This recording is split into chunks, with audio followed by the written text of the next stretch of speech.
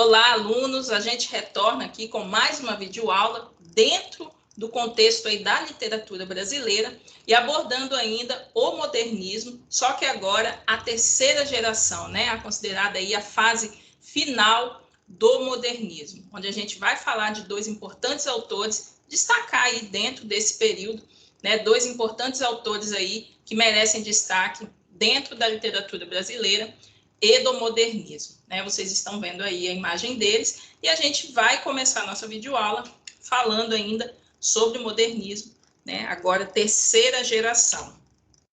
É a terceira geração modernista, né? Também considerada aí a terceira fase ou a fase pós-modernista, representa o último momento do movimento modernista no Brasil.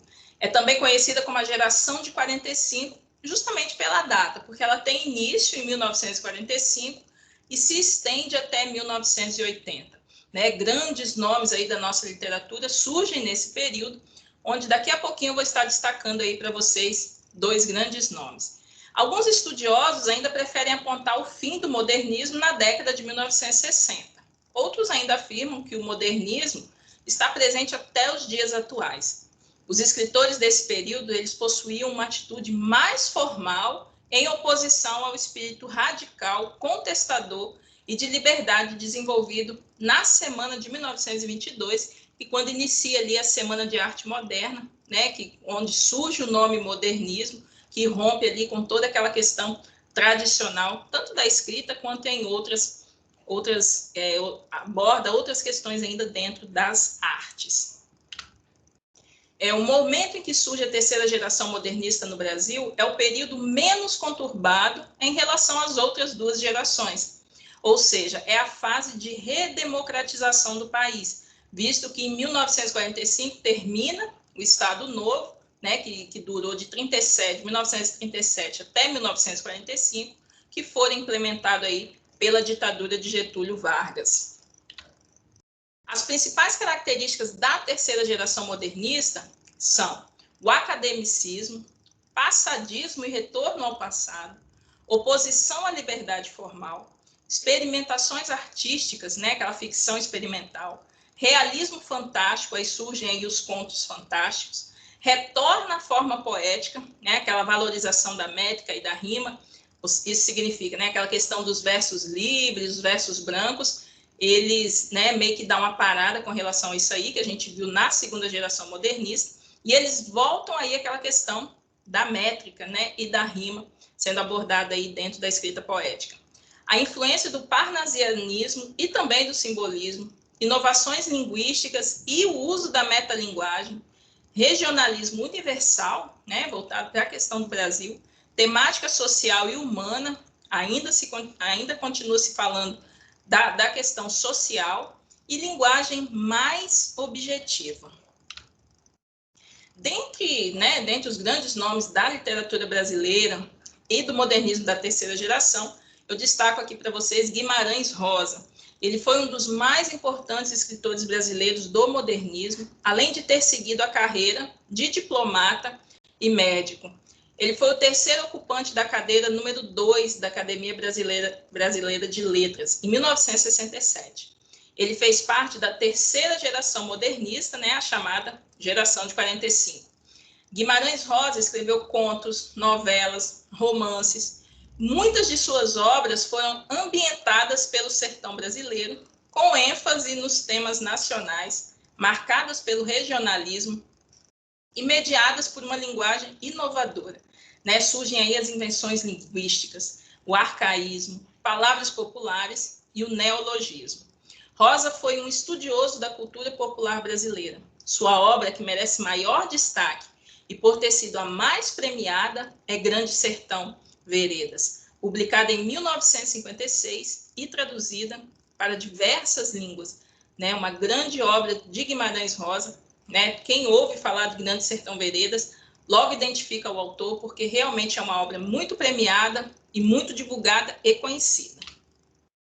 A obra é uma das mais importantes da literatura brasileira. É elogiada pela linguagem e pela originalidade de estilo presentes no relato de Riobaldo, né, que é um ex-jagunço, que relembra suas lutas, seus medos e o amor reprimido por Diadorim, né? Quem já viu, ela foi até esse romance ele foi transformado aí numa série, né? Uma minissérie que foi transmitida pela Rede Globo, onde quem pôde acompanhar, né, a história ali tinha o ator Tony Ramos e a atriz Bruna Lombardi, né? Eles representavam aí esses personagens de Guimarães Rosa, o Riobaldo e a Diadorim, né? Que para quem assistiu sabe o que acontece, que a Diadorim ela se transveste, né? Fica transvestida de homem.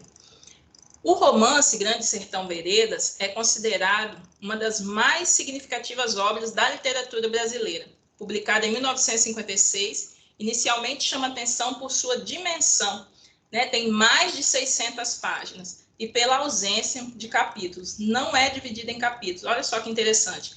Além de ter, né, mesmo tendo, aliás, 600 páginas, mais de 600 páginas, ele não é dividido em capítulos. Guimarães Rosa fundiu nesse romance elementos do experimentalismo linguístico da primeira fase do modernismo e a temática regionalista da segunda fase do movimento, para criar uma obra única e inovadora. Grande Sertão Veredas. Aqui um outro nome também do movimento da literatura, do movimento modernista, da terceira geração, Clarice Lispector, né, que foi uma das mais destacadas escritoras da terceira fase do modernismo brasileiro, chamada de geração de 45.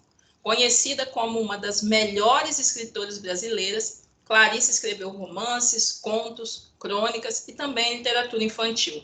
De personalidade singular e forte, pouco se importava com as críticas. E segundo ela, trago aqui um dizer da Clarice, ela disse isso: eu escrevo sem esperança de que o que eu escrevo altere qualquer coisa. Não altera em nada. Porque, no fundo, a gente não está querendo alterar as coisas. A gente está querendo desabrochar de um modo ou de outro. Clarice Lispector é uma das principais representantes da literatura intimista brasileira, né? Assim como a Cecília Meirelles. Vertente literária que se preocupava em descrever o psicológico das personagens e retratar o dia a dia comum, analisando as realidades narradas sob uma ótica subjetiva e particular. Em muitos casos, os narradores são construídos em primeira pessoa, ou seja, os protagonistas narram as suas próprias histórias. Há casos também em que ocorre a epifania, que é uma espécie de revelação na qual a personagem reconhece alguma verdade sobre si ou sobre o mundo. A Hora da Estrela é um dos mais conhecidos e aclamados livros de Clarice Lispector. É outro que não pode faltar na hora de conversar sobre a autora. Nessa última obra, conta-se a história da datilógrafa Macabeia, migrante que mora no Rio de Janeiro e que tem sua história narrada por Rodrigo, né? Rodrigo S.M., narrador fictício criado por Clarice. Né? Aqui eu trouxe as referências, né, do que a gente viu aqui dentro dessa quarta videoaula. Né? Eu espero assim, que vocês tenham aprendido um pouco mais, né, sobre Guimarães Rosa, né, o autor de Grandes Sertões Veredas, uma obra assim, excepcional, muito comentada, muito vista, muito lida, né, e também sobre a Clarice Lispector. Né? Clarice Lispector, ela nem é brasileira, né? Ela veio muito pequena para o Brasil, né, mas depois ela se torna brasileira, Clarice Lispector. Né? E são nomes assim importantíssimos para a nossa literatura. Né? E como não conhecer, como não saber um pouco desses nomes, né, para que a gente possa conhecer um pouco do que traz a nossa literatura. Eu acredito na importância da literatura, principalmente a nossa. Né? Vamos conhecer um pouco mais da literatura brasileira, tenham tempo para ler, para aprender mais sobre esses autores. Tá bom? Fica combinado assim. A gente encerra aqui, né, nosso ciclo, né, na nossa quarta videoaula, em que eu busquei contemplar aí alguns autores, alguns nomes importantes, né, para ajudar aí quem quer aprender, quem gostaria de aprender, quem gosta de aprender um pouco mais.